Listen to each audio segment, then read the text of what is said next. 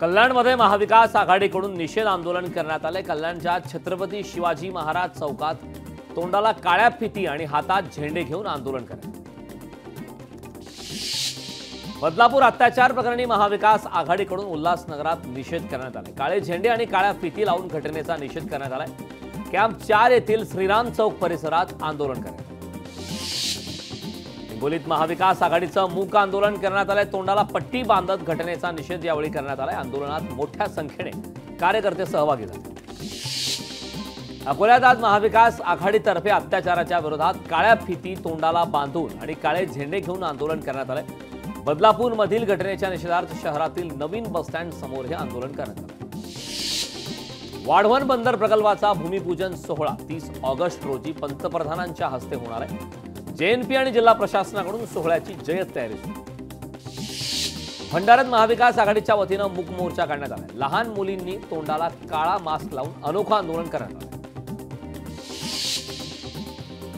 शिवसेना आमदार किशोर दराडे यांनी काल रात्री अचानक अंतरवाली सराटीमध्ये मनोज जरांगे पाटील यांची भेट घेतली। या भेटीमुळे आता चर्चांना उधाण आलं। बदलापूरच्या घटनेच्या निषेधार्थ भाजपच्या वतीनं निषेध आंदोलन करण्यात येत आहे। नांदेडमधील शिवाजी महाराज यांच्या पुतळ्यासमोर आंदोलन करण्यात येत आहे। या घटनेचा निषेध करत पीडित मुलीच्या कुटुंबियांमागे सरकार खंबीरपणे उभं असल्याचं सांगण्यात आलं। सोलापुरात बदलापूर घटनेच्या निषेधार्थ महाविकास आघाडीचं आंदोलन सुरू आहे। पूनम गेट या ठिकाणी सर्व नेत्यांसह पदाधिकाऱ्यांनी तोंडावरती काळी पट्टी लावत निषेध व्यक्त केला। सांगलीमध्ये महाविकास आघाडीचा निषेध मोर्चा सुरू आहे। महिला अत्याचार आणि बलात्काराच्या वाढत्या घटनांच्या निषेधार्थ हे आंदोलन सुरू करण्यात आले। तसेच हातात काळे झेंडे आणि काळ्या फिती लावून अनेक महिलांनी संतप्त भावना मांडली।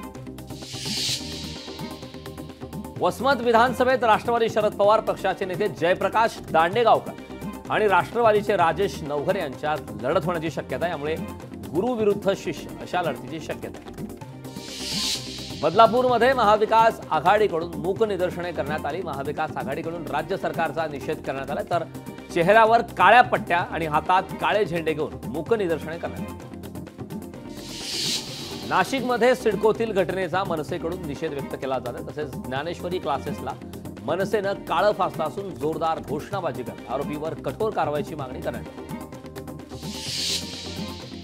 नागपूरच्या संविधान चौकात काळ्या फिती बांधून बदलापूरच्या घटनेचा निषेध व्यक्त करण्यात आला। यावेळी विरोधी पक्षनेते विजय वडेट्टीवार आणि आमदार अभिजित वंजारी सुद्धा त्या ठिकाणी उपस्थित होते। राज्यभरातील महिलांवर होत असलेल्या अत्याचाराच्या विरोधात महाविकास आघाडी आक्रमक झाले। राजकमल चौकात काळ्या पट्ट्या बांधून मूक आंदोलन करण्यात आले। खासदार बळवंत वानखेडे आणि आमदार यशोमती ठाकूर यांच्यासह महाविकास आघाडीचे अनेक नेते यावेळी उपस्थित होते। बारामतीत बदलापूर घटनेच्या निषेधार्थ मवियाकडून आंदोलन सुरू आहे। तोंडाला काळ्या फिती आणि मास्क लावून निषेध व्यक्त केला जात आहे।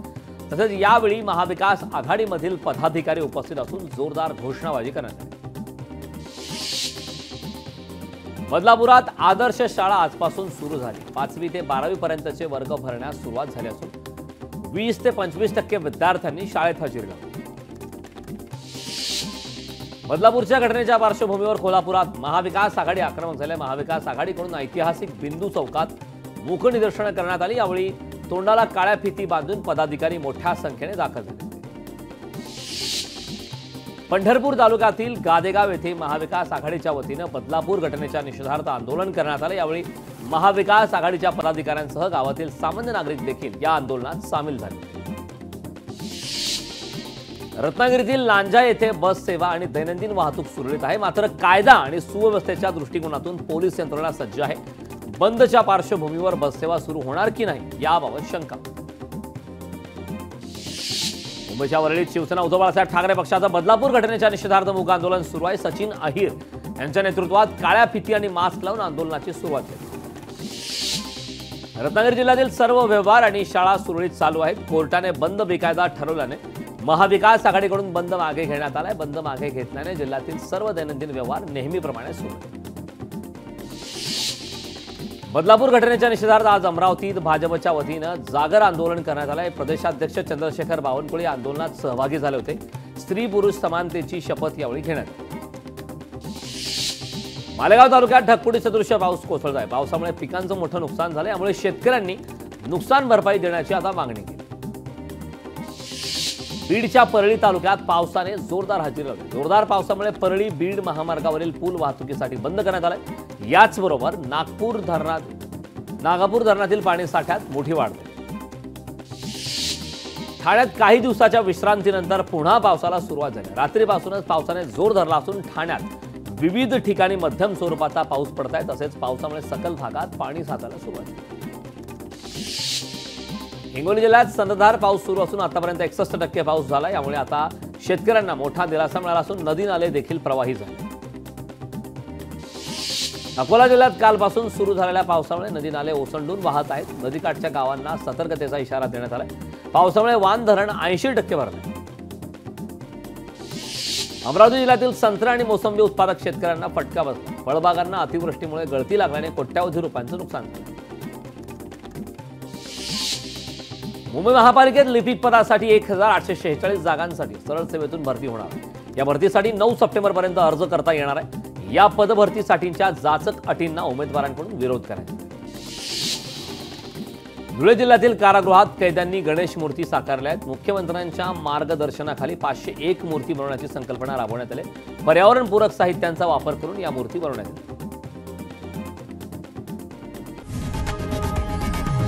लोकशाही मराठी ऐका, पहा, जागरूक रहा।